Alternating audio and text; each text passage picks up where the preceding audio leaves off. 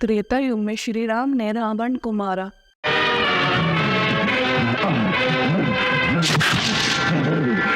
द्वापर युग में श्री कृष्ण ने कंस को मारा। लेकिन अब कलयुग में कल्कि भगवान कलिपुरुष राक्षस का खात्मा करके सतयुग का आरंभ करेंगे।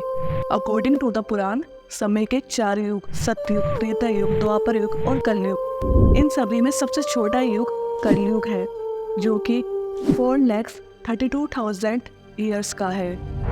कहा जाता है कि कलयुग 3102 BC से स्टार्ट हुआ था और अब हम इसमें अपना प्रेजेंट ईयर 2023 ऐड करें तो कलयुग के 5125 ईयर्स बीत चुके हैं, जिसमें से अभी 4,26,875 ईयर्स बाकी हैं। अभी कलयुग का फर्स्ट फेज ही चल रहा है, जिसमें स्टार्टिंग के पीरियड 10,000 ईयर्स को कलयुग की गोल्डन एज भी कहते हैं। और जब कलयुग के 10,000 ईयर्स खत्म हो जाएंगे तब लोगों का धीरे धीरे स्पिरिचुअलिटी में इंटरेस्ट खत्म होता जाएगा, जिससे वो गॉड का नाम लेना बंद कर देंगे। बट इनमें से जो कुछ भगवान के भक्त और संत बचेंगे उनको सबसे अलग और अजीब समझा जाएगा, यहाँ तक कि लोग उनका मजाक बनाएंगे और परेशान करेंगे, जिससे वो लोग अपनी जगह को छोड़कर कहीं और छिपकर पहाड़ों या गुफाओं में रहने के लिए मजबूर हो जाएंगे। और ये सब होगा लोगों का कलयुग के राक्षस कलिपुरुष के वश में होने की वजह से, जिसकी वजह से लोग सही गलत, धर्म अधर्म किसी को भी समझ पाने में असमर्थ हो जाएंगे। कल्कि पुराण में लिखा गया है कि द्वापर युग के अंत में ब्रह्मा जी ने जब अपनी पीठ पृथ्वी की तरफ कर ली थी तब अधर्म की रचना हुई और उसी से कलिपुरुष और उसकी पूरी फैमिली जैसे काम, क्रोध, लोभ, माया आदि सबकी रचना हुई।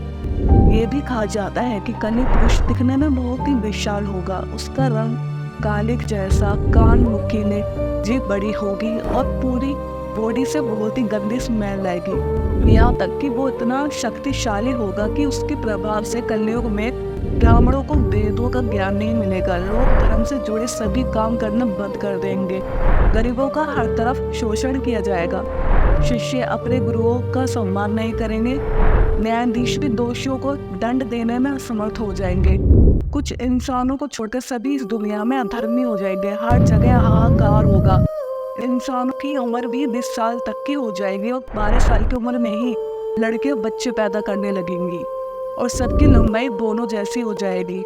यहाँ तक कि गाय भी बकरी जैसी दिखने लगेंगी और दूध देना बंद कर देंगी।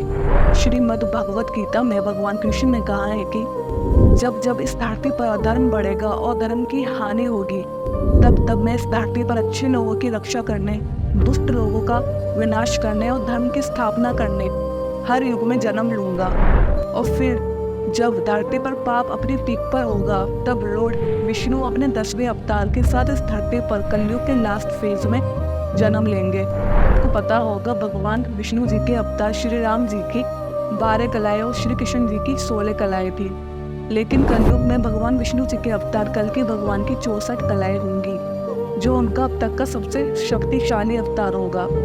ऐसा कहा जाता है कि कल्कि भगवान का जन्म संभल ग्राम में एक ब्राह्मण परिवार में होगा, जिनके पिता का नाम विष्णु यश और माता का नाम सुमति होगा। कल्कि भगवान के गुरु 7 चिरंजीवियों में से एक श्री परशुराम होंगे। कल्कि भगवान देवदत्त नाम के घोड़े पर सवारी करेंगे और उनके दोनों हाथों में तलवारें होंगी, जिससे वो सभी पापियों का अंत करेंगे। कल्कि भगवान और कलिपुरुष के बीच बहुत ही भयंकर युद्ध होगा। युद्ध में जो भी धर्मी और भगवान के भक्त होंगे वो कल्कि भगवान की तरफ होंगे, जबकि जो पापी और भगवान को ना मानने वाले इंसान होंगे वो कलिपुरुष का साथ देंगे। और साथ में 7 चिरंजीवी हनुमान जी, परशुराम जी, महर्षि वेदव्यास, अश्वत्थामा, राजा बलि, कृपाचार्य और विभीषण, जो कल्कि भगवान के जन्म लेने के इंतजार में पृथ्वी पर मौजूद होंगे, वो भी इस युद्ध में कल्कि भगवान का साथ देंगे। कल्कि भगवान युद्ध में कलिपुरुष और सभी दुष्टों का अंत करके सत्युग को फिर से इस धरती पर लाएंगे, जिसमें धर्म और अच्छाई 100% होगी।